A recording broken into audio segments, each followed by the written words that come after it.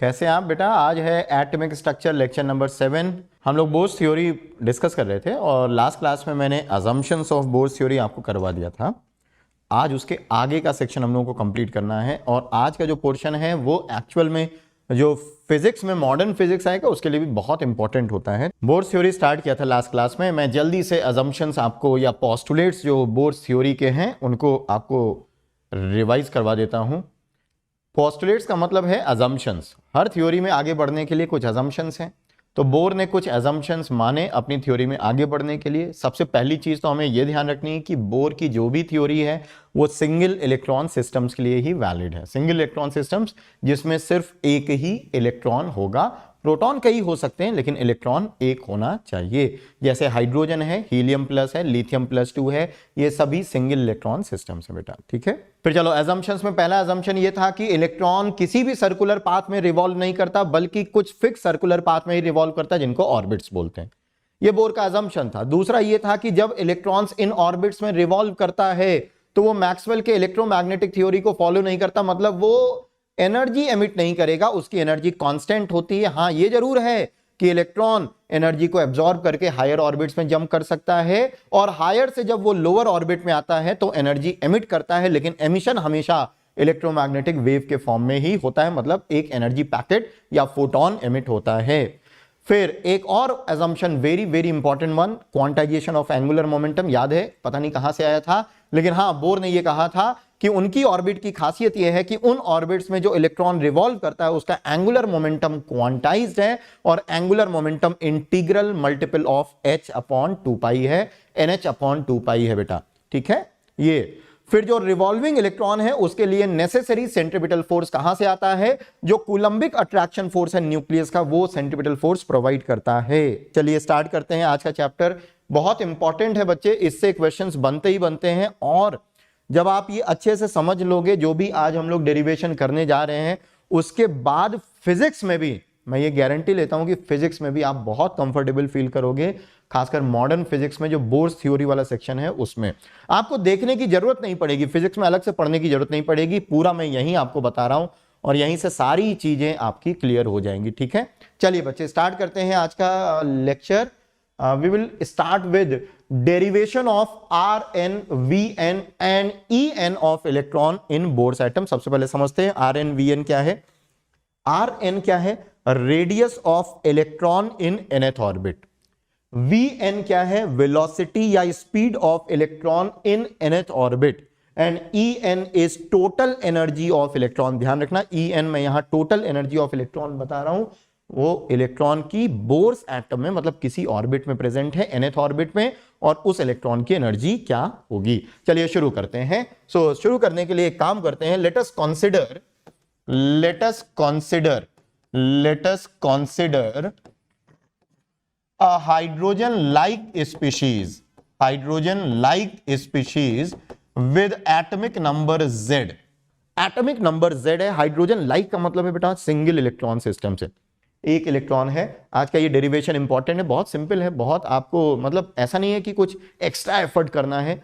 जो मैं आपको बता रहा हूं बस उसी को ध्यान से सुनते जाओ, बहुत इजी है डेरिवेशन। याद रखना डेरिवेशन पे भी बेस्ड क्वेश्चंस आते हैं। कई बार बच्चे क्या करते हैं, डेरिवेशन को स्किप करते हैं और रिजल्ट्स को याद रखते हैं। ऑब्वियसली रिजल्ट्स पे तो ज्यादा क्वेश्चंस बनते हैं, लेकिन मैं बता दूं जो लोग एडवांस के लिए, ओलंपियाड्स के लिए या इवन जेईई मेंस में कभी हो सकता है कि इन रिजल्ट्स के अलावा जो डेरिवेशन किया गया है उस डेरिवेशन को किसी हाइपोथेटिकल सिस्टम के लिए आपको एक हाइपोथेटिकल सिस्टम दे और फिर से कुछ चीजें डेराइव कराई जाए। ऐसा खूब कराते हैं फिजिक्स में। ठीक है, चलिए तो एक काम करते हैं, हमारे पास एक हाइड्रोजन लाइक स्पीशीज है, मतलब उसका एटॉमिक नंबर Z है। एटॉमिक नंबर Z का मतलब, कई बार बच्चे बोलते हैं सर Z की वैल्यू तो 1 ही होगी, तो क्या Z की वैल्यू हमेशा 1 होगी? आपको मालूम है कि ऐसा जरूरी नहीं है। जैसे अगर He+2 है बेटा, He+ है तो He+ के लिए Z की वैल्यू 2 होगी। अगर Li+2 है तो उसके लिए Z की वैल्यू 3 होगी। हां ये जरूर है कि अगर हाइड्रोजन एटम है तो उसके लिए Z की वैल्यू 1 होगी, पर ऐसा जरूरी नहीं कि सिर्फ हाइड्रोजन ही हो, कुछ भी हो सकता है, Li+2 भी हो सकता है, He+ भी हो सकता है। तो मान लीजिए मेरे पास एक इस तरह का सिस्टम है। अब ऑब्वियसली यहां पॉजिटिव चार्ज सेंटर पे होगा। मान लीजिए मैंने nth ऑर्बिट में एक इलेक्ट्रॉन को माना है, सपोज यहां पे ये मेरा nth ऑर्बिट है, ध्यान से सुनते जाना, ये मेरा nth ऑर्बिट है और nth ऑर्बिट में मेरे पास यहां पे एक इलेक्ट्रॉन है, वो इस तरह से मूव कर रहा है, उसकी स्पीड vn है और ये सेंटर से ये वाली जो दूरी, जो रेडियस है, ये rn है। इस इलेक्ट्रॉन का चार्ज -e है और इसका मास m है। इलेक्ट्रॉन का चार्ज कितना है बेटा? -e और इसका मास m है। ये न्यूक्लियस है और न्यूक्लियस पे चार्ज कितना होगा जल्दी से बता दो, कोई मुझे बताएगा न्यूक्लियस पे चार्ज कितना होगा? अगर सिंगल इलेक्ट्रॉन सिस्टम है जिसका एटॉमिक नंबर Z है, इसका मतलब Z प्रोटॉन्स अंदर न्यूक्लियस के अंदर हैं। एक प्रोटॉन पे चार्ज होता है +e का, एक प्रोटॉन पे चार्ज है +e का, तो न्यूक्लियस के अंदर टोटल चार्ज बताइए। सो न्यूक्लियस के अंदर जो चार्ज है वो है Ze, वो भी पॉजिटिव में। Nucleus is positively charge and this electron is negatively charge, this electron is negatively charge, right. चलो अब मैं बताऊं, यहां पे हमारे पास सिर्फ 2 अननोन है। मैं बताऊं आपको, सिर्फ 2 अननोन है। कौन कौन सा? एक है स्पीड vn और दूसरा है रेडियस rn। फिर से सुनो, ध्यान से सुनना, सिर्फ 2 अननोन है। कौन कौन सा? vn और rn। बाकी सब चीज नोन है। क्या क्या नोन है? e पता है, m पता है, m पता है, z पता है, सब चीज पता है। सिर्फ 2 अननोन्स हैं। कौन कौन से 2 अननोन्स हैं? एक vn है और एक rn। तो अगर मुझे 2 अननोन को पता करना है तो मुझे कितनी इक्वेशन बनानी पड़ेंगी? ऑब्वियसली 2। मैथ्स ये कहती है कि अगर 2 अननोन्स को पता करने हो तो मेरे पास 2 इक्वेशन होनी चाहिए ताकि मैं इन 2 अननोन्स को पता कर सकूं। तो 2 अननोन्स को, इन दोनों अननोन्स को कंटेन करने वाली 2 इक्वेशन चलिए बनाते हैं। पहली इक्वेशन आती है न्यूटोनियन फिजिक्स से। न्यूटोनियन फिजिक्स का मतलब क्लासिकल फिजिक्स से। जब आप फोर्स बैलेंस करते हो, याद है सेंट्रीपिटल फोर्स वाला क्राइटेरिया, तो आपको याद होना चाहिए कि पहली इक्वेशन आती है F centripetal is equal to F coulombic, याद होना चाहिए, यह है ना, ये एक एजम्पशन भी था। बताओ सेंट्रीपिटल फोर्स कितना है? इस इलेक्ट्रॉन को, जो रिवॉल्विंग इलेक्ट्रॉन है, उस पे सेंट्रीपिटल फोर्स कितना होता है? mv²/r। So centripetal force is mvn² upon rn। This is mv²/r is equal to Coulombic force बेटा, K Q1 Q2 upon r²। So this is K Q1 Q2। हम सिर्फ magnitude की बात करें। आप बोलोगे सर यहां तो चार्ज माइनस ही है। अच्छा, फोर्स एक वेक्टर क्वांटिटी है तो वेक्टर में बेटा माइनस या प्लस डायरेक्शन इंडिकेट करता है। तो यहां जो मैग्नीट्यूड ऑफ फोर्स होगा K Q1 Q2 upon r², तो rn²। सो इसको मैं सिंप्लीफाई कर सकता हूं, mvn² upon rn is equal to k ze² upon rn²। ठीक है बेटा, एक rn से एक rn कैंसिल कर दो और चलो mvn² is equal to k ze² upon rn। This is equation number 1।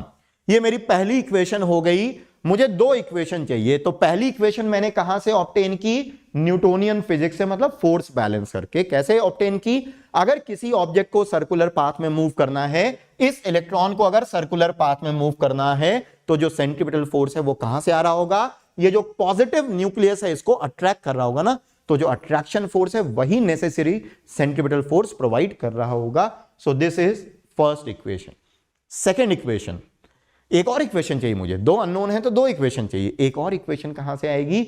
दूसरी इक्वेशन आएगी बेटा क्वांटाइजेशन ऑफ एंगुलर मोमेंटम से। दूसरी इक्वेशन आती है बच्चे quantization of angular momentum. Quantization of angular momentum, quantization of angular momentum. और अगर आपको याद है quantization of angular momentum, last class में हम लोगों ने ये बोला था कि अगर ये ऑर्बिट में रिवॉल्व कर रहा तो mvn rn is equal to n into h upon 2π। याद रखिएगा h Planck's constant. This is quantization of angular momentum. mvr is equal to nh upon 2π। mvr is equal to nh upon 2π। This is equation number 2। This is equation number 2। हमारे पास पहली equation आ गई जो कि force balance से आई। दूसरी equation quantization of angular momentum, जो कि bore का असम्पशन था कि एंगुलर मोमेंटम क्वांटाइज्ड है, वो यहां से आ गई mvrn is equal to nh upon 2π। इसको नोट करो। फिर नेक्स्ट पेज पे अब चलो इन दोनों से हम लोग Vn और Rn की वैल्यू सॉल्व करके निकालते हैं कि आएगी कितनी। हमें दो इक्वेशन चाहिए थी क्योंकि हमारे पास दो अननोन हैं, एक है Vn और दूसरा है Rn। तो दो अननोन्स को पता करने के लिए दो मैथमेटिकल इक्वेशन चाहिए थी। पहली मैथमेटिकल इक्वेशन आ गई फोर्स बैलेंस से, सेंट्रीपिटल फोर्स को कूलम्बिक फोर्स के बराबर कर दिया, और दूसरी एंगुलर मोमेंटम क्वांटाइज्ड है, इससे आती है। अब ये मैं बार बार, आपको क्या लगता है कि मैं बार बार, मतलब मैं क्यों ऐसे पागलपन बार बार बोल रहा हूं कि दो इक्वेशन चाहिए थी, दो अननोन है, दो इक्वेशन चाहिए थी, दो अननोन है, दो इक्वेशन चाहिए, दो अननोन है?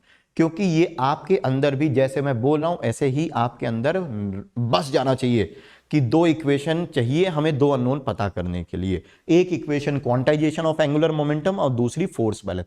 क्योंकि मैं बताऊं आपको, आप इरोडोव भी सॉल्व करोगे ना, उसमें भी आपको इस पे बेस्ड क्वेश्चंस मिल जाएंगे। कुछ हाइपोथेटिकल सिस्टम्स बनाए जाते हैं जहां पे आपसे बोला जाएगा कि कूलम्बिक फोर्स के बजाय कोई दूसरा फोर्स एक्ट कर रहा है। कोई बात नहीं, अगर इस फोर्स के बजाय, कूलम्बिक फोर्स के बजाय कोई दूसरा फोर्स एक्ट कर रहा होगा, कोई दिक्कत नहीं। अगर मुझे वो फोर्स दिया होगा तो मैं उस फोर्स को सेंट्रीपिटल फोर्स के बराबर करूंगा। उस हाइपोथेटिकल सिस्टम में क्वांटाइजेशन ऑफ एंगुलर मोमेंटम से दूसरी इक्वेशन लाऊंगा और कुछ नया रिजल्ट डिराइव करूंगा उस हाइपोथेटिकल सिस्टम के लिए।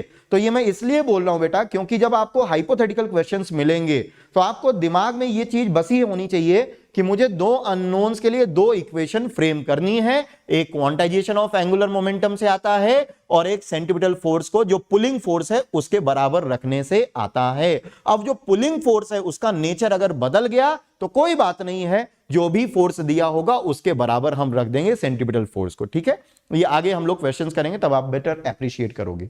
चलिए मैं नेक्स्ट पेज पे चलता हूं ताकि हम लोग इसको कर सकें।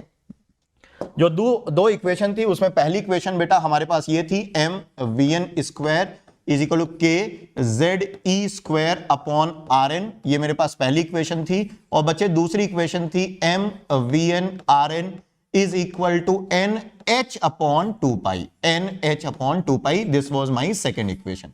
एक काम करते हैं, यहां से आर एन को गायब करते हैं। एक काम करो, यहां से आर एन की वैल्यू इस जगह से, क्या इस जगह से मैं आर एन को लिख सकता हूं, आर एन को लिख सकता हूं N into H upon two pi into M V N. और इस आर एन की वैल्यू को चलिए यहां सब्स्टिट्यूट कर देते हैं। इस आर एन की वैल्यू को यहां सब्स्टिट्यूट करते हैं तो आपको मिलेगा एम वी एन स्क्वायर, साथ साथ करते जाइएगा, K Z E square upon R N, और आर एन है N H upon two pi M V N. तो two pi M V N ऊपर चला जाएगा कुछ इस तरह से।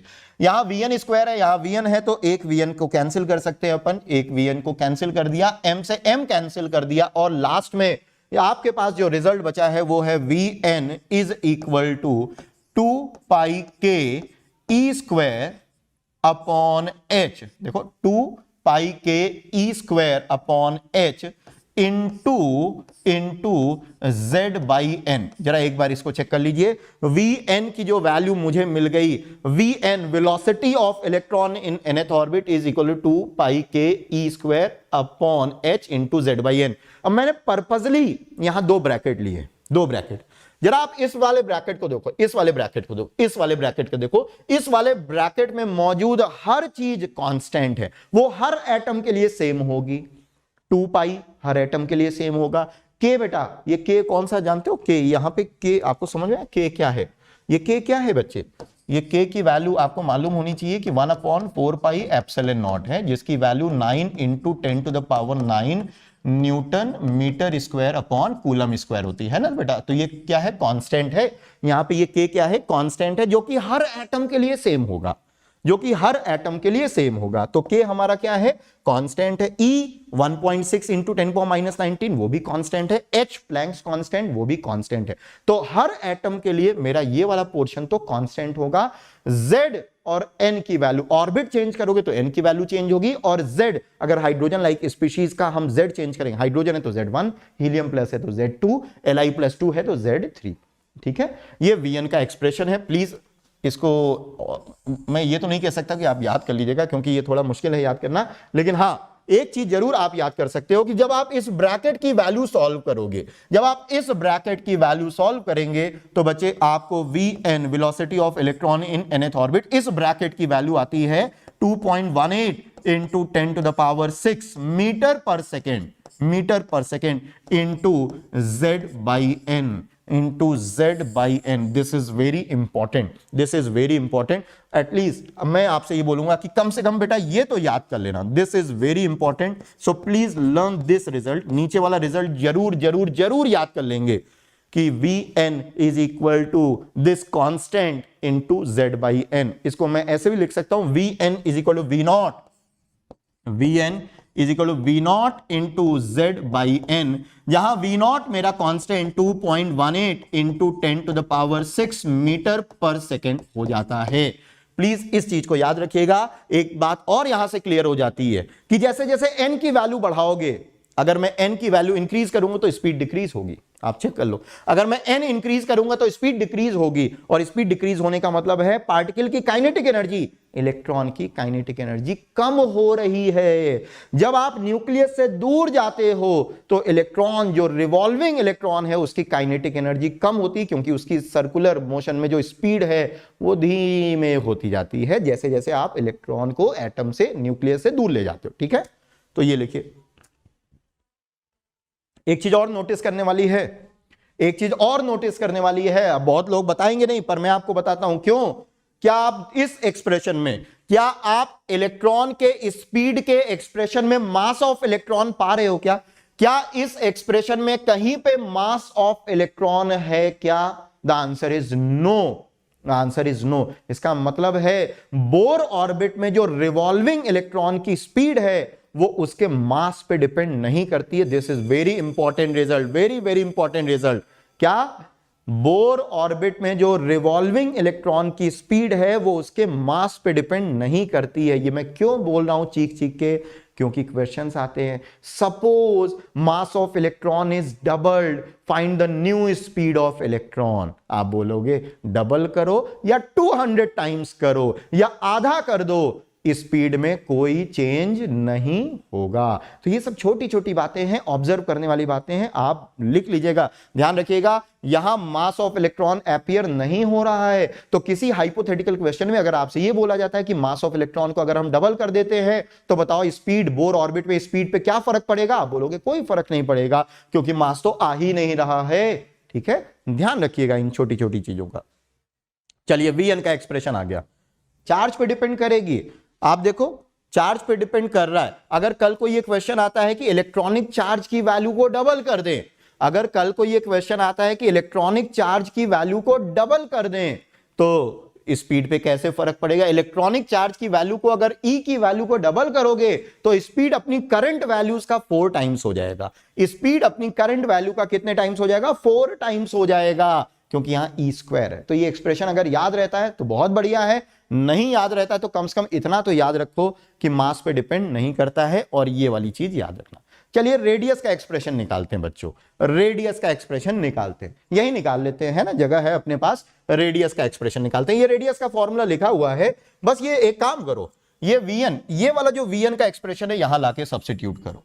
आप बोलोगे इधर से उधर तीर जा रहा है, कुछ समझ नहीं आ रहा है, लेकिन अगर आप मेरे सीक्वेंस को फॉलो करो तो बहुत ईजी है. कुछ नहीं, ये इक्वेशन सॉल्व करना आपके लेफ्ट हैंड का खेल है, बाएं हाथ का खेल है. अगर आप बाएं हाथ से लिखते हो, दाहिने हाथ का खेल है अगर आप दाहिने हाथ से लिखते हो. सो Vn की ये वैल्यू को यहां सब्स्टिट्यूट करो. चलो, क्या मिलेगा आपको? चलिए देखते हैं. Rn is equal to n into H upon 2 pi into m, और Vn की जगह लिखेंगे 2 पाई के ZE स्क्वायर इंटू NH. तो NH ऊपर जाएगा, NH ऊपर जाएगा, तो ये हो जाएगा Rn is equal to n square H square. इसको थोड़ा सा अलग कर लेते हैं तो ज्यादा बेटर होगा. H square upon 4 pi square m के E स्क्वायर. सारे कांस्टेंट आ गए. H square 4 pi square m के E स्क्वायर, m के E स्क्वायर, ये हो गया ब्रैकेट, और दूसरे ब्रैकेट में n square by z, n square by z. तो आप देख रहे हो बेटा, रेडियस के एक्सप्रेशन में मास डिनोमिनेटर में आ रहा है. तो अगर आप मास को डबल करोगे तो रेडियस की वैल्यूज अपनी एग्जिस्टिंग वैल्यूज का हाफ हो जाएंगी, तो यहां मास नीचे आ रहा है। सो ये सभी टर्म, ये जो ब्रैकेट के अंदर लिखी हुई टर्म है, ये कांस्टेंट है, जो कि किसी भी दूसरी चीजों पे डिपेंड नहीं करेगी। एटम, हर एटम के लिए सेम होगा, हर एटम के लिए सेम होगा। एन और जेड की वैल्यू चेंज हो सकती है। इस कांस्टेंट की वैल्यू को इवैल्यूएट करने पे, तो रेडियस का एक्सप्रेशन तो बच्चे ये है, इस कांस्टेंट की वैल्यू इवैल्यूएट करने पे आती है 0.529 angstrom into N square by Z. ये बहुत इंपॉर्टेंट रिजल्ट है, 0.529 angstrom into N square by Z. This is very very important. ये कांस्टेंट 0.529 एंगस्ट्रॉम है, जिसको अब आगे से हम लोग ए नॉट बोलेंगे। ये मैंने अपना मोबाइल नंबर लिख दिया था, कौन था ये? जो 0.529 एंगस्ट्रॉम है, इसको मैं ए नॉट बोलूंगा। So R N is equal to A naught into N square by Z. A naught is 0.529 angstrom. Please इसको लिख लीजिए। All these results are very important. जो भी बॉक्स में मैंने लिखा है, हो सके तो इन रिजल्ट्स को याद कर लीजिएगा। कम से कम नहीं याद हो तो ये जो लास्ट के दो बॉक्सेस हैं उनको जरूर याद कर लीजिएगा, एक ये वाला और एक ये वाला। R N is equal to 0.529 angstrom है ये बेटा, एंगस्ट्रॉम है into N square by Z. Please इसको लिख लो। चलो चलते हैं नेक्स्ट पेज पे। ये रेडियस का एक्सप्रेशन आ गया। क्या आ गया रेडियस का expression? R N is equal to A naught into N square by Z. ये रेडियस का एक्सप्रेशन है। यहां ए नॉट को बेटा एक और नाम देते हैं, ए नॉट, जो कि 0.529 एंगस्ट्रॉम है। इसको बोलते हैं बच्चे first Bohr orbit radius, first Bohr orbit radius, Bohr orbit radius for hydrogen atom, radius for hydrogen atom, for hydrogen atom. मतलब हाइड्रोजन एटम में जो फर्स्ट ऑर्बिट का रेडियस है बच्चे वो इतना ही है। हाइड्रोजन एटम में जो फर्स्ट ऑर्बिट का रेडियस है वो कितना है? 0.529 एंगस्ट्रॉम। आप रफली उसको 0.53 भी ले सकते हो, अगर कहीं कैलकुलेशन सिंपल रखना है तो 0.53 एंगस्ट्रॉम भी लिख सकते हैं। ये हाइड्रोजन एटम के फर्स्ट ऑर्बिट का रेडियस है दोस्तों। और वेलोसिटी का एक्सप्रेशन हमने वी एन को लिखा V naught into Z by N, जहां वी नॉट की वैल्यू है 2.18 into 10 to the power 6 metre पर सेकेंड, है ना। ये हाइड्रोजन एटम में फर्स्ट ऑर्बिट में मौजूद इलेक्ट्रॉन की स्पीड है। हाइड्रोजन एटम में फर्स्ट ऑर्बिट में जो बैठा हुआ इलेक्ट्रॉन है, बैठा तो नहीं हुआ है, वो रिवॉल्व करता हुआ इलेक्ट्रॉन है, उसकी स्पीड है बेटा ये 2.18 इंटू 10⁶, काफी ज्यादा है। आप जरा देखो 10 टू द पावर 6 मीटर पर सेकेंड। अब आपसे क्वेश्चन है बच्चों, क्या आप सर्कुलर मोशन पढ़े हो? सर्कुलर मोशन है ना, चूंकि electron orbiting electron circular motion में है, इलेक्ट्रॉन सर्कुलर पाथ में मूव कर रहा है, इसकी स्पीड वी.एन है और रेडियस r_n है। तो मुझे आपसे चाहिए कि अगर nth ऑर्बिट में अगर कोई इलेक्ट्रॉन रिवॉल्व कर रहा है जिसका रेडियस और वेलोसिटी आपको मालूम है, तो क्या आप मुझे time period of revolution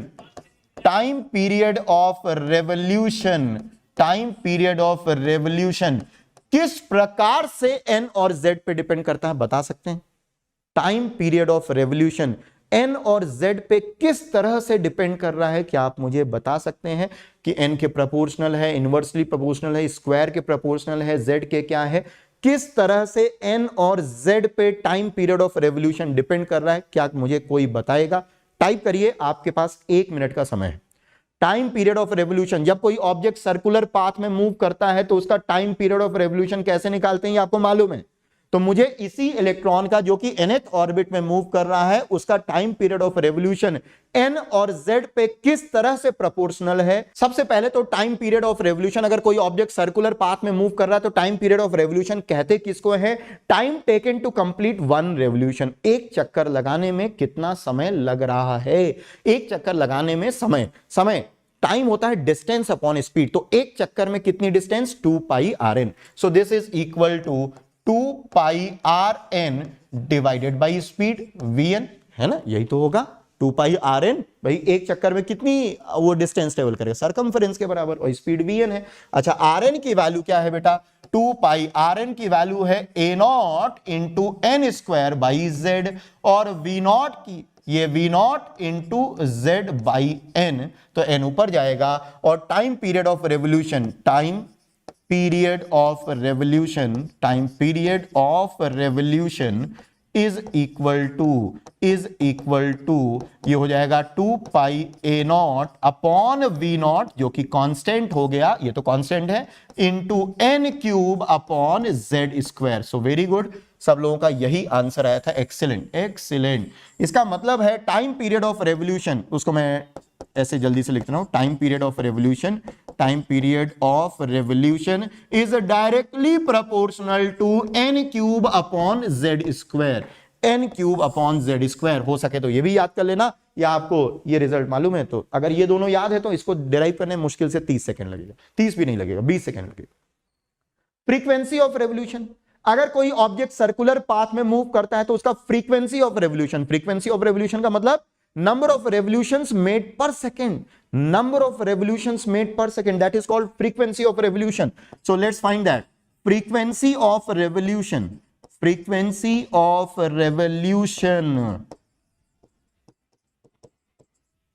which also happens to be number of revolutions per second.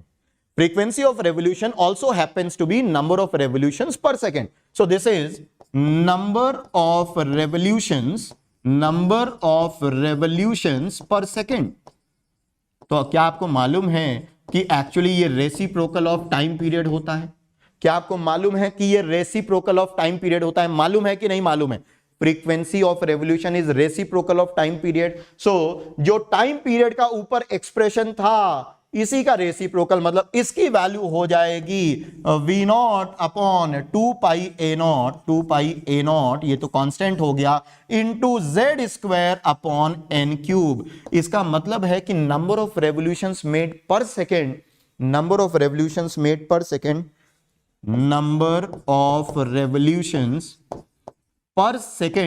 is directly proportional to z square upon n cube, please इसको ध्यान रखिएगा, इन पे बेस्ड कभी कभी कुछ अच्छे क्वेश्चंस आपको मिल सकते हैं, ठीक है। तो ये है तो सिंपल चीजें, लेकिन बच्चों के मन से कभी कभी निकल जाती हैं, बच्चों के दिमाग से। अगर आपको ये दोनों याद रहेगा तो ये आसानी से डिराइव कर पाओगे, ठीक है बेटा। जब कोई ऑर्बिट, इलेक्ट्रॉन में कोई ऑर्बिट रिवॉल्व करता है तो उसकी फ्रीक्वेंसी की बात नहीं करेंगे, एक्चुअली फ्रीक्वेंसी की उसकी बात नहीं करेंगे, क्योंकि फ्रीक्वेंसी तो वेव की होगी। हाँ ये जरूर है कि इलेक्ट्रॉन, मूविंग इलेक्ट्रॉन का, वो जब डी ब्रॉगलीज हाइपोथेसिस डिस्कस करेंगे तब मैं जरूर बताऊंगा कि वहां पे वेव की तरह अगर मूविंग पार्टिकल बिहेव करता है तब उसकी फ्रीक्वेंसी क्या होगी। लेकिन अभी फिलहाल इस कॉन्सेप्ट में, जब इलेक्ट्रॉन को हम लोग पूरी तरह से एक पार्टिकल मान रहे हैं, तो फिर किसी ऑर्बिट में इलेक्ट्रॉन की फ्रीक्वेंसी बात नहीं। फ्रीक्वेंसी ऑफ रेवोल्यूशन अलग चीज है। फ्रीक्वेंसी ऑफ रेवोल्यूशन होता है नंबर ऑफ रेवोल्यूशंस मेड पर सेकंड, कि एक सेकंड में कितने चक्कर लगाता है, ऑर्बिट कितने ऑर्बिट करता है एक सेकंड में, that is called frequency of revolution. That is this thing. वो जो आप फ्रीक्वेंसी वेव की पूछना चाहते हो वो एक कंप्लीटली अलग चीज है, उसको बाद में डिस्कस करेंगे, ठीक है। फिलहाल यहां तक कोई दिक्कत नहीं ना। अभी हम लोगों ने Vn डेराइव कर लिया है, Rn डेराइव कर लिया है, रेडियस का एक्सप्रेशन आ गया, वेलोसिटी का एक्सप्रेशन आ गया। अब बच्चों बाकी है द मोस्ट इंपॉर्टेंट, एनर्जी का एक्सप्रेशन। एनर्जी बोले तो टोटल एनर्जी का एक्सप्रेशन। जब कोई इलेक्ट्रॉन nth ऑर्बिट में रिवॉल्व कर रहा है तो उसकी टोटल एनर्जी का एक्सप्रेशन क्या होगा और वो आएगा कितना, उसकी बात करते हैं। चलिए डिराइव करते हैं, नेक्स्ट पेज पे चलेंगे। आप आज्ञा दें तो हम अगले पेज पे चलें। चलो ओके देन, ठीक है बेटा। तो हमारे पास रेडियस का एक्सप्रेशन है और वेलोसिटी का एक्सप्रेशन है। हमने टाइम पीरियड ऑफ रेवोल्यूशन भी निकाल लिया और फ्रीक्वेंसी ऑफ रेवोल्यूशन भी निकाल लिया। अब मुझे निकालना है इलेक्ट्रॉन की टोटल एनर्जी nth ऑर्बिट में। So let's denote it by some letter. So total energy of electron, total energy of electron in nth orbit is equal to let's say En है total energy of electron in nth orbit. अब ये total energy में बच्चे दो components हैं, total energy में बेटा दो कंपोनेंट्स हैं, कौन कौन से? एक काइनेटिक एनर्जी होती है और एक पोटेंशियल एनर्जी होती है। तो टोटल एनर्जी के दो कंपोनेंट्स हैं, चलिए यहां लिख लेते हैं। टोटल एनर्जी में दो कंपोनेंट्स हैं बच्चे, एक काइनेटिक एनर्जी है nth ऑर्बिट में और एक बेटा पोटेंशियल एनर्जी है nth ऑर्बिट में। ठीक है, ये दो तरह की एनर्जीज को जब आप ऐड करोगे तो फिर आपको मिलेगा total energy. Kinetic energy, electron का मास m है और उसकी स्पीड vn है, तो काइनेटिक एनर्जी तो हो जाता है half mvn square, half mvn square. ठीक है, पोटेंशियल एनर्जी में क्या लिखूं, कोई आइडिया देगा? यहां ग्रेविटेशनल पोटेंशियल एनर्जी की बात नहीं होगी, mgh की बात नहीं होगी। mgh की बात क्यों नहीं होगी वो भी आप सुन लो। कई बार बच्चे पूछते हैं कि सर mgh से आपको इतनी नफरत क्यों है जब आप एटॉमिक पढ़ाते हो। mgh का रोल कब होगा? जब हमारा मास सिग्निफिकेंट होगा, मतलब मास ठीक ठाक मेरे जैसा मास होगा, हैवी मास होगा। इलेक्ट्रॉन का मास, जब आप एटम्स में मौजूद पार्टिकल्स के बारे में बात करते हो तो वहां ग्रेविटेशनल पोटेंशियल एनर्जी का कोई सिग्निफिकेंस नहीं है। ऐसा इसलिए है क्योंकि वहां पे जो भी आपके पास बॉडीज हैं, चाहे इलेक्ट्रॉन हो, प्रोटॉन हो, न्यूट्रॉन हो, इनके मासेस इतने कम हैं कि gravitational potential energy worth neglecting है, वर्थ इग्नोरिंग है। वहां एक दूसरी पोटेंशियल एनर्जी काफी सिग्निफिकेंट होती है, उसको हमें लेना पड़ता है। कौन सी पोटेंशियल एनर्जी सिग्निफिकेंट होगी? ये क्या है पोटेंशियल एनर्जी? अगर आपको याद हो तो हम लोग डिस्कशन ये कर रहे हैं कि यहां इलेक्ट्रॉन है, इलेक्ट्रॉन पे चार्ज माइनस ई का है, इस इलेक्ट्रॉन पे चार्ज कितना का है? माइनस ई का है, ये इलेक्ट्रॉन है। ठीक है, और यहां न्यूक्लियस है, इस पे चार्ज है प्लस Ze का, प्लस Ze का चार्ज है। इन दोनों के बीच एक इलेक्ट्रोस्टैटिक फोर्स ऑफ अट्रैक्शन है। इस इलेक्ट्रोस्टैटिक फोर्स ऑफ अट्रैक्शन के कारण एक पोटेंशियल एनर्जी है जिसको आप बोलते हो इलेक्ट्रोस्टैटिक पोटेंशियल एनर्जी, के Q1 Q2 अपॉन R। याद है, इलेक्ट्रोस्टैटिक पोटेंशियल एनर्जी के Q1 Q2 अपॉन R। तो ये पोटेंशियल एनर्जी को हमें यहां पे लिखना पड़ेगा। तो क्या लिखेंगे बेटा?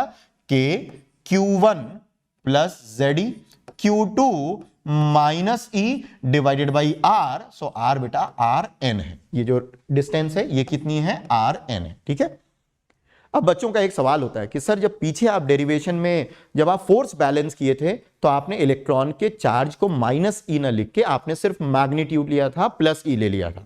लेकिन अब आप यहां पोटेंशियल एनर्जी में इसको प्लस लिख रहे हैं, इसको माइनस ले रहे हैं, तो यहां मैग्नीट्यूड क्यों नहीं ले रहे? उसका रीजन मैंने बताया, फोर्स एक वेक्टर क्वांटिटी, उसमें माइनस या प्लस मुझे सिर्फ डायरेक्शन देता है। लेकिन यहां पे एनर्जी बेटा, ये पोटेंशियल एनर्जी, यहां डायरेक्शन का कोई सेंस नहीं है। यहां नेगेटिव पोटेंशियल एनर्जी का मतलब एक कुछ दूसरा है, पॉजिटिव पोटेंशियल एनर्जी कुछ दूसरी चीज सिग्निफाई करती है। तो हमें जो पोटेंशियल एनर्जी नेगेटिव आई है उसके साथ में ही लेना है बेटा।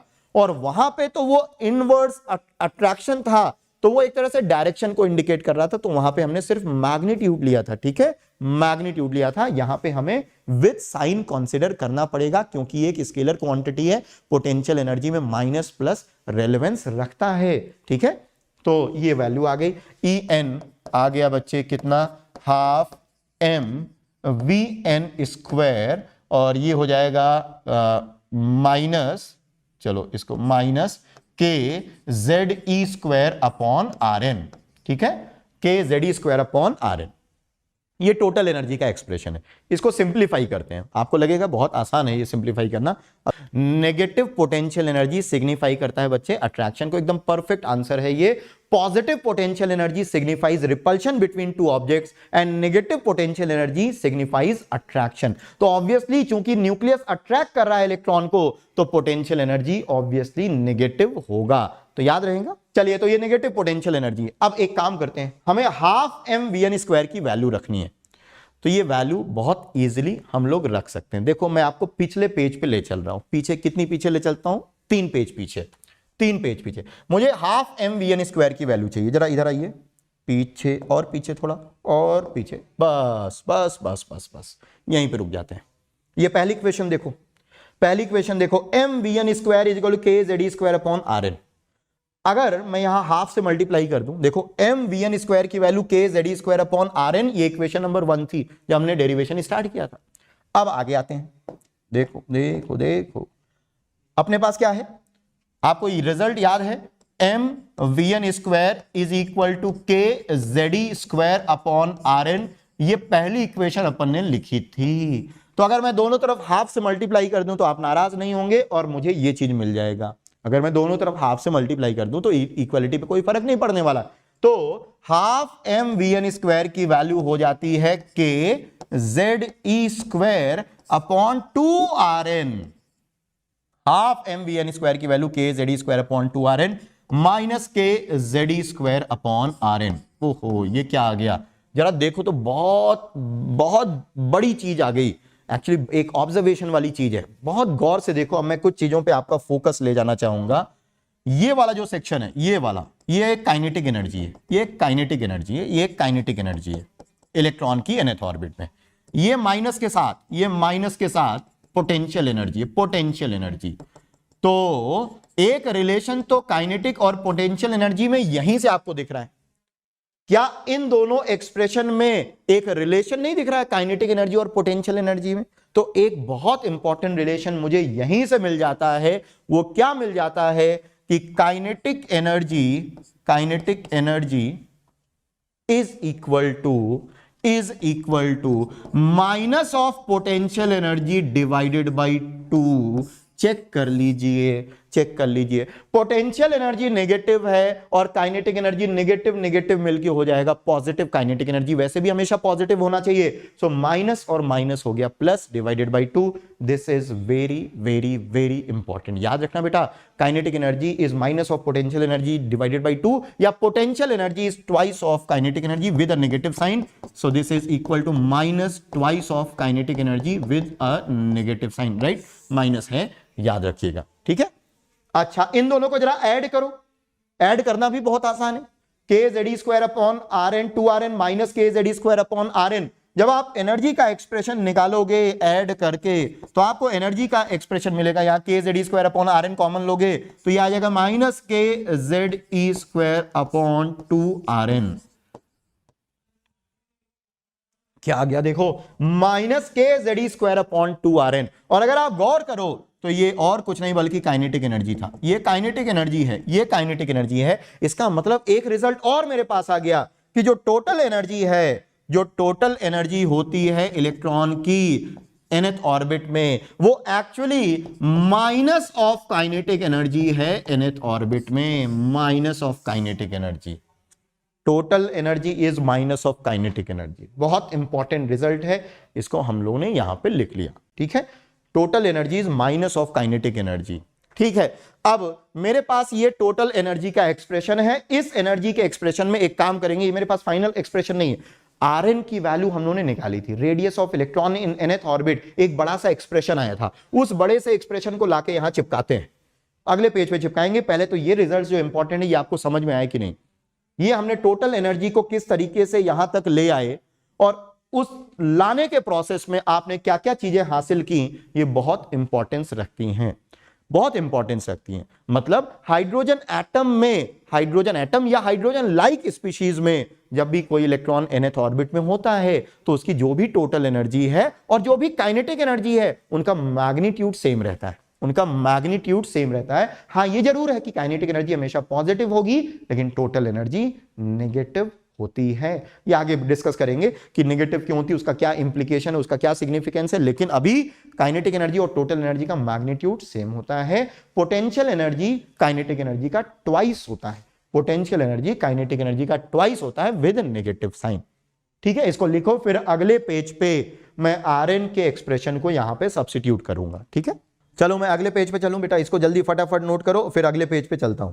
अभी हमें क्या करना है नेक्स्ट पेज पे, रेडियस का जो एक्सप्रेशन था बड़ा वाला, उस रेडियस के एक्सप्रेशन को यहां सब्स्टिट्यूट करना है तो मुझे एनर्जी का एक्सप्रेशन मिल जाएगा। मुझे रेडियस के एक्सप्रेशन को यहां पे सब्स्टिट्यूट करना है तो मुझे एनर्जी का एक्सप्रेशन मिल जाएगा। चलिए नेक्स्ट पेज पे आगे बढ़ते हैं। एनर्जी का एक्सप्रेशन मैंने लिखा, एनर्जी का एक्सप्रेशन लिखा minus K Z E square upon 2rn। और Rn का एक्सप्रेशन क्या था अगर आपको याद हो, मुझे हल्का हल्का याद है, पूरा तो याद नहीं। Rn का एक्सप्रेशन जहां तक मुझे याद है ये था h square n square divided by 4 pi square के m e square into Z. एक बार पीछे चल के देख लेते हैं क्या यही था कि नहीं था। पीछे पीछे radius N square H square upon 4 pi M K E square Z, M K E square Z. 4 pi square है कि पाई है?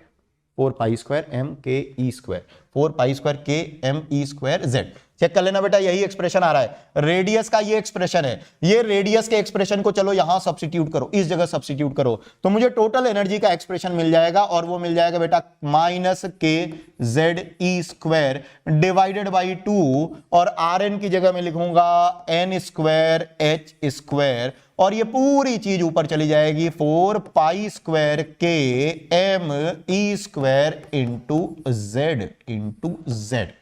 बढ़िया बढ़िया। अभी क्या मिल रहा है, कुछ चीजें कैंसिल हो रही हैं तो उनको कैंसिल कर देते हैं, बस यहां से 2 ही कैंसिल हो रहा है, तो दिस इज 2। टोटल जो एनर्जी का एक्सप्रेशन मिल रहा है माइनस साइन के साथ, ब्रैकेट के अंदर कुछ चीजें कांस्टेंट है, उनको एक साथ लिखते हैं, तो यहां आएगा 2 पाई स्क्वायर एम के और के स्क्वायर, फिर ई की power 4 upon H square into Z और जेड स्क्वायर और एन स्क्वायर। एक बार कंफर्म कर लो, अगर आपका भी यही आया हो तो बहुत अच्छा, इसका मतलब मेरा कैलकुलेशन सही है। एक बार प्लीज कंफर्म करके मुझे बताएं कि क्या आपका भी सब्स्टिट्यूशन के बाद यही आ रहा है। प्लीज एक बार देखो बेटा, एक बार देखो, इसको कंफर्म करो कि क्या ये एक्सप्रेशन सही आ रहा है। 2 pi square M, 2 pi square, 2 यहां पे आ जाएगा, pi square M K square E की power 4 H square Z square upon N square. बहुत बढ़िया, ये एनर्जी का एक्सप्रेशन आ रहा है, और इसमें मास ऊपर आ रहा है, इसमें मास ऊपर आ रहा है। याद रखिएगा यहां नेगेटिव साइन आ रहा है। ये सारी चीजें कांस्टेंट है किसी भी एटम के लिए, ये सारी चीजें कांस्टेंट है किसी भी एटम के लिए। चलिए अभी जो ब्रैकेट के अंदर चीजें लिखी हैं वो हर एटम के लिए कांस्टेंट है, वो हर एटम के लिए कांस्टेंट है। तो हर इस कांस्टेंट की वैल्यू इवैल्यूएट करते हैं जब n, जब आप ये वाला पोर्शन इवैल्यूएट करोगे बेटा, जब ये वाला पोर्शन इवैल्यूएट करते हैं तो इसकी वैल्यू आती है माइनस, ये माइनस साइन तो लगा ही है, 13.6 EV electron volt, 13.6 electron volt into Z square upon N square, Z square upon N square. ये एनर्जी का एक्सप्रेशन आ गया। ये वैल्यू इलेक्ट्रॉन वोल्ट में है, ध्यान रखिएगा बेटा, ये वैल्यू इलेक्ट्रॉन वोल्ट में है, ये वैल्यू इलेक्ट्रॉन वोल्ट में है, ये बहुत इंपॉर्टेंट है। ये एनर्जी का एक्सप्रेशन आ गया, और ये भी ध्यान रखिएगा कि 1 electron volt is equal to 1.6 into 10 to the power -19 joule, right. ये एक्सप्रेशन है। आप इसको लिखो। अब एनर्जी और पोटेंशियल एनर्जी, काइनेटिक एनर्जी और टोटल एनर्जी में क्या रिलेशन था, तो इस एनर्जी को मैं फिर से लिख सकता हूं, इस एनर्जी को मैं लिख रहा हूं -13.6 into Z square upon N square, और ये वैल्यू बच्चे किसमें है, ईवी में, मतलब इलेक्ट्रॉन वोल्ट में है। कई बुक्स में आपको इसको ईवी पर एटम भी लिखा हुआ मिलेगा, वो भी मैं बताता हूं कि क्यों लिखा हुआ मिलता है। खैर अभी तो ये एनर्जी हो गई टोटल एनर्जी। काइनेटिक एनर्जी इसी के बराबर होगी लेकिन पॉजिटिव होगी। काइनेटिक एनर्जी का जो एक्सप्रेशन होगा, अगर nth ऑर्बिट में काइनेटिक एनर्जी का एक्सप्रेशन लिखना चाहें, ke for nth orbit is equal to plus 13.6 into Z square upon N square, और ये वैल्यू भी बच्चे इलेक्ट्रॉन वोल्ट में है। ये काइनेटिक एनर्जी का एक्सप्रेशन हो गया। और पोटेंशियल एनर्जी इसी का ट्वाइस होता है, इसी का ट्वाइस होता है। तो अगर मैं पोटेंशियल एनर्जी लिखना चाहूं, यहां पे थोड़ी सी जगह है, potential energy of electron in nth orbit is equal to minus twice of 13.6 into Z square upon N square EV। ये पोटेंशियल एनर्जी का एक्सप्रेशन हो गया। मैं एक मिनट देख लूं, ये विजिबल आपको दिख रहा है, ये सबसे नीचे वाला। कई बुक्स में आपको एक चीज और मिल जाएगा, और वो भी सही है, En इज इक्वल टू, ये जो ब्रैकेट वाला पार्ट है, ये जो ब्रैकेट वाला पार्ट है, इसको -RHC into Z square upon N square भी लिखते हैं। -RHC मतलब इस ब्रैकेट को हम RHC भी लिख सकते हैं। अब यहां से R की वैल्यू आप निकाल सकते हो, लेकिन ये जो R है, इस R को बोलते हैं रिडबर्ग्स कांस्टेंट, इस कैपिटल R को बोलते हैं रिडबर्ग्स कांस्टेंट, इस R को बोलते हैं Rydberg's constant, Rydberg's constant, Rydberg's constant. क्या बोलेंगे बेटा, रिडबर्ग्स कांस्टेंट। मैं आगे इसकी वैल्यू भी लिख देता हूं, लेकिन फिलहाल अभी इस एनर्जी के एक्सप्रेशन में ये वाले जो ब्रैकेट है, इस वाले ब्रैकेट को -RHC भी बोलते हैं, जहां R होता है रिडबर्ग्स कांस्टेंट। तो इस चीज को आप लिख लो, इन सब फॉर्मूला का कहीं ना कहीं हमें काम आएगा। एक्चुअली आपको कुछ भी मालूम हो तो वहां से आगे बढ़ सकते हो, लेकिन अगर हमें रिजल्ट्स याद रहते हैं ना तो फिर क्वेश्चंस जल्दी होते हैं बेटा, और कुछ नहीं। इसको आप बस ध्यान रखना बेटा, ई एन को हम लोग हम लोग minus R H C into Z square upon N square भी लिख सकते हैं। और यहां पे ये जो आर है ये रिडबर्ग्स कांस्टेंट है, रिडबर्ग्स कांस्टेंट। इसकी वैल्यू जब आप इवैल्यूएट करोगे, रिडबर्ग्स कांस्टेंट इसकी वैल्यू जब बेटा आप इवैल्यूएट करोगे तो रफली इसकी वैल्यू आप याद रखना 1.09 into 10 to the power 7 metre inverse, ठीक है, मीटर इनवर्स है। और अगर आपको सेंटीमीटर में चाहिए तो इसी वैल्यू को आप 1.097 लिख सकते हैं, 1.097 into 10 to the power 5 centimetre inverse. तो ये रिडबर्ग्स कांस्टेंट की वैल्यू है। और अगर आप पीछे वाले रिजल्ट्स को इसको रिलेट करो तो एक बात और क्लियर हो जाती है बच्चे, कि यहां से एक चीज और क्लियर क्या हो गई, एक नोट ध्यान दीजिएगा, एक इंपॉर्टेंट पॉइंट ये है कि हमें यह भी मालूम चल गया कि आरएचसी की वैल्यू और कुछ नहीं बल्कि 13.6 ईवी होता है। आरएचसी की वैल्यू और कुछ नहीं बल्कि 13.6 ईवी होता है, और इसको 1 रिडबर्ग ऑफ एनर्जी बोलते हैं। सो this is also called 1 Rydberg of energy. This is also called 1 Rydberg of energy. तो कंफ्यूज मत होना कि 1 रिडबर्ग ऑफ एनर्जी और रिडबर्ग्स कांस्टेंट क्या है। एक्चुअली जब आपसे कोई बोले कि 1 रिडबर्ग ऑफ एनर्जी बताओ कितनी होती, तो आप बोलोगे 13.6 EV. 1 Rydberg of energy 13.6 EV. कोई बोले आपसे 2 रिडबर्ग ऑफ एनर्जी, इसका मतलब 2 इंटू 13.6 ईवी। और रिडबर्ग्स कांस्टेंट क्या है, रिडबर्ग्स कांस्टेंट ये है बच्चे 1.097 इंटू 10⁵ सेंटीमीटर इनवर्स या 10⁷ मीटर इनवर्स। ध्यान रखिएगा। सो आरएचसी को बोलते हैं, इसकी वैल्यू 13.6 ईवी होती है, और इस चीज को बोलते हैं 1 रिडबर्ग ऑफ एनर्जी। बस ये एक मैं आपको बता रहा हूं टेक्निकल टर्म, कभी कभी आ जाता है कि एक रिडबर्ग ऑफ एनर्जी का मतलब क्या होगा। एक रिडबर्ग ऑफ एनर्जी का मतलब 13.6 ईवी। ठीक है, ये एक्सप्रेशन अपने कम काम का है, अपने ओरिजिनल एक्सप्रेशन पे आते हैं। चलो, अभी जो मुझे टोटल एनर्जी का एक्सप्रेशन मिला है, वो मिला है -13.6 into Z square upon N square EV. और कई बुक्स में आपको लिखा हुआ मिलेगा ईवी पर एटम।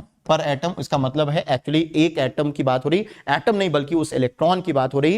एक्चुअली उस एटम में एक ही इलेक्ट्रॉन है, क्योंकि सिंगल इलेक्ट्रॉन सिस्टम्स के लिए ये सारी बात होती है। तो उस इलेक्ट्रॉन की एनर्जी का ये एक्सप्रेशन है ईवी में, तो ऐसे भी लिखते हैं। और इसको आप किलो जूल पर मोल में भी चेंज कर सकते हो। याद रखिएगा 1 electron volt per atom is equal to 96.48 kilo joule per mole. आप इसको किलो जूल पर मोल में भी चेंज कर सकते हो, यूनिट का कन्वर्जन है और कुछ नहीं बेटा, ये यूनिट कन्वर्जन है। जब आप करोगे ये value, so this value will be रफली 1312 -1312 into Z square upon N square, और ये वैल्यू किलो जूल पर मोल में हो जाती है।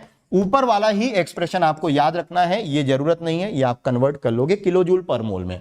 मतलब ये 1 mole of hydrogen like species electrons जो है ना, 1 mole of hydrogen like electrons की एनर्जी है, वो भी किलो जूल में। ठीक है, किलो जूल में।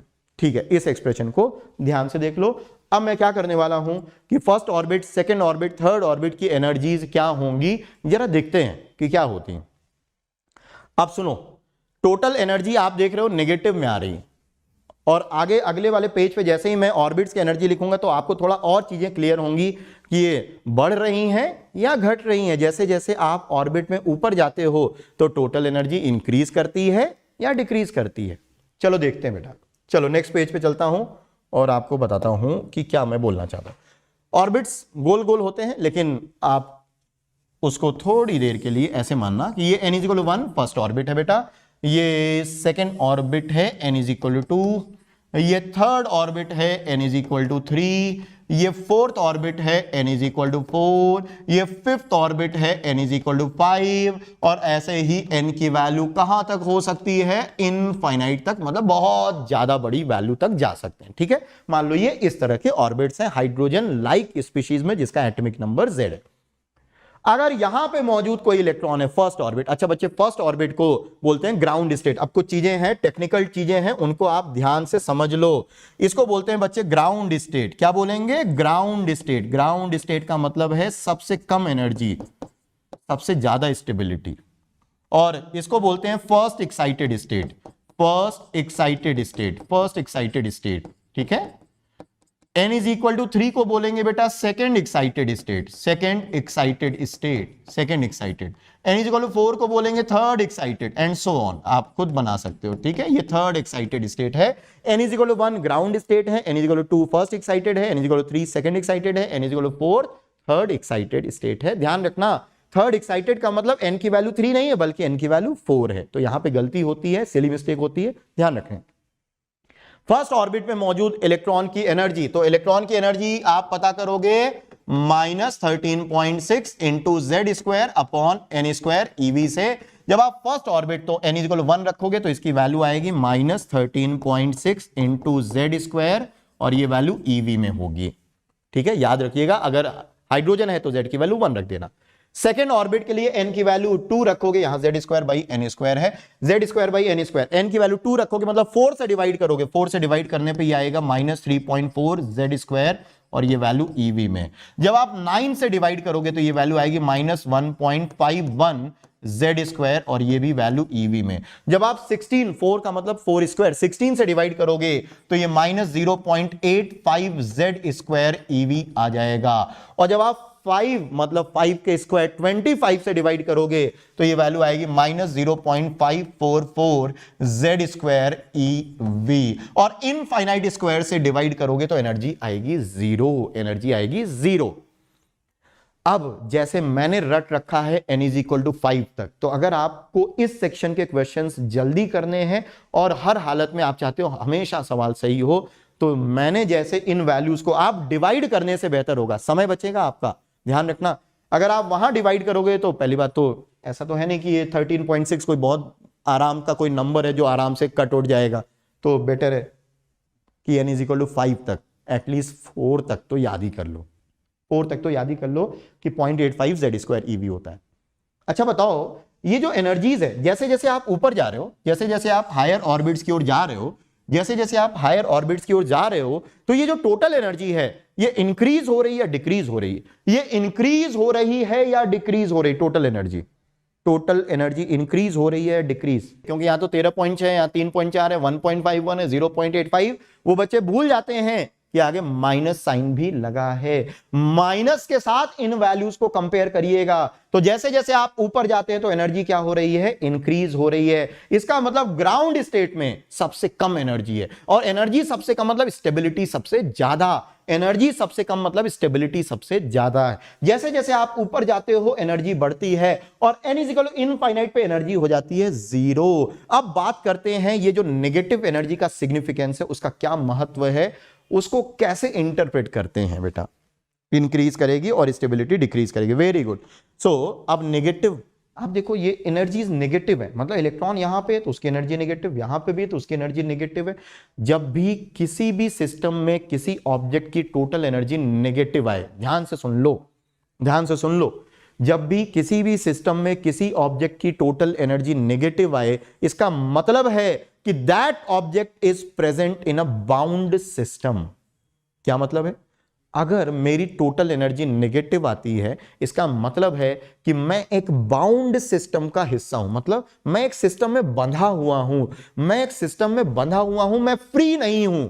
अब समझो, इलेक्ट्रॉन जब तक एटम में मौजूद है, इलेक्ट्रॉन जब तक एटम में मौजूद है, वो न्यूक्लियस के बाइंडिंग फोर्स से, न्यूक्लियस के अट्रैक्टिव फोर्स से बंधा हुआ है, और वो फ्री नहीं है। वो जो बंधा हुआ इलेक्ट्रॉन है उसकी टोटल एनर्जी नेगेटिव आएगी। इनफैक्ट जब तक इलेक्ट्रॉन की एनर्जी नेगेटिव है, तब तक आप ये गारंटी लेके बोल सकते हो कि ये इलेक्ट्रॉन तो एटम के अंदर प्रेजेंट है।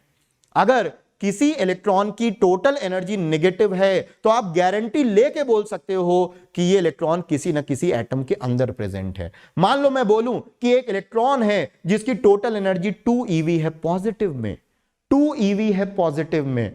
पॉजिटिव एनर्जी आपने देखी, इलेक्ट्रॉन की एनर्जी पॉजिटिव, पॉजिटिव का मतलब now that is a free electron, that electron is not part of any atom, किसी भी एटम का वो हिस्सा नहीं है, बल्कि वो फ्री इलेक्ट्रॉन है। जीरो एनर्जी हो जाए या पॉजिटिव एनर्जी हो जाए, इसका मतलब है कि इलेक्ट्रॉन अब फ्री हो गया, ऑब्जेक्ट अब फ्री हो गया, वो किसी बाउंड सिस्टम का हिस्सा नहीं है। आप जब ग्रेविटेशन पढ़ोगे बच्चा, ग्रेविटेशन फिजिक्स में, तो आप ये जितने भी सेलेसियल ऑब्जेक्ट्स हैं, ये जितने भी, जैसे आप सोलर सिस्टम पढ़ोगे, अर्थ की टोटल एनर्जी निकालोगे, मार्स की टोटल एनर्जी निकालोगे, आप सबकी टोटल एनर्जी नेगेटिव निकालोगे। आप देख लीजिएगा, जब आप ये पढ़ेंगे ग्रेविटेशन चैप्टर, तब मेरी इस बात को रियलाइज करोगे।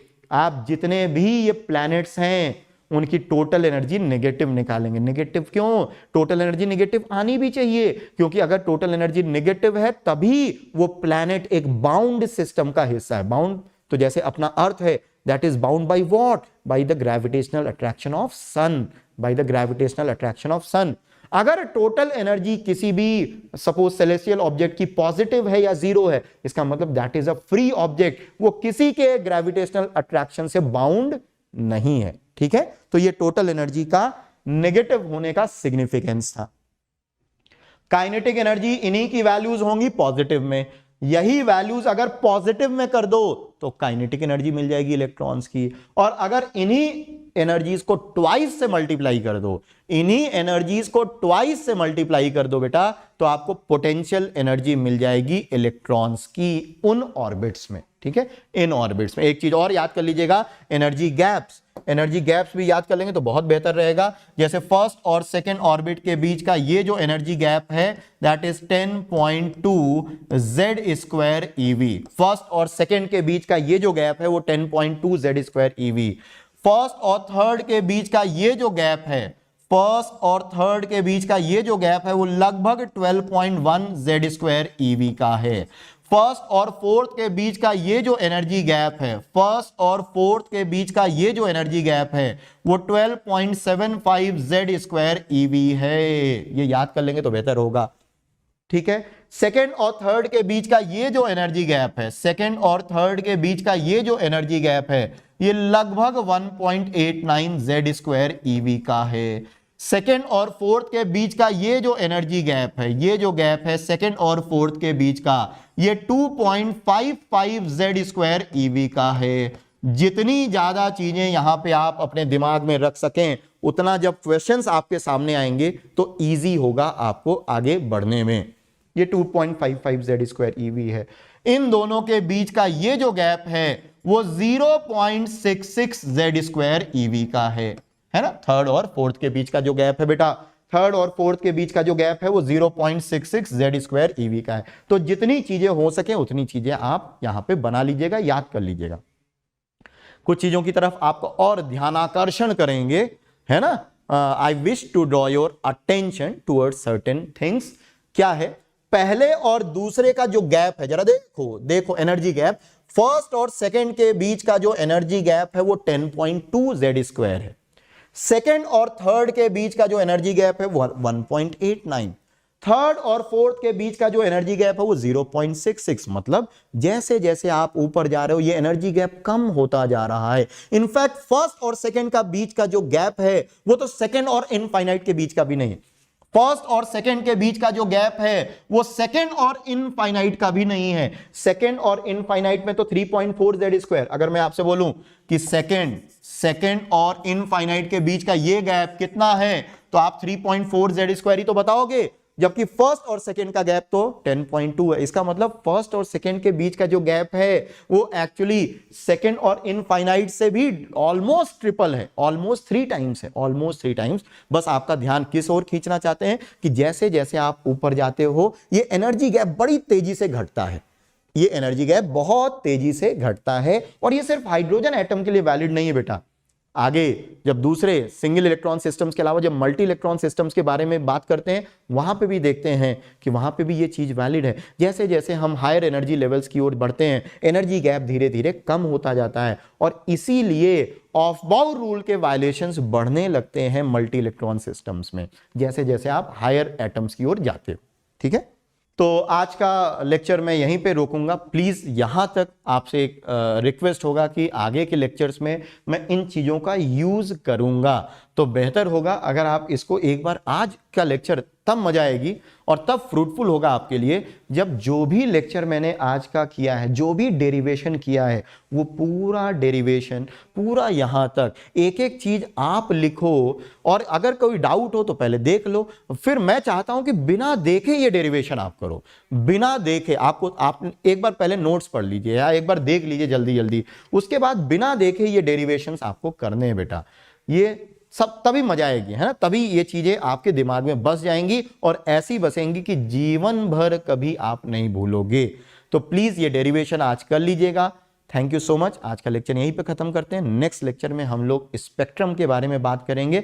स्पेक्ट्रम, जब तक आपको ये नहीं समझ में आएगा, ये चीजें याद नहीं रहेंगी, स्पेक्ट्रम आपको नहीं समझ में आने वाला है।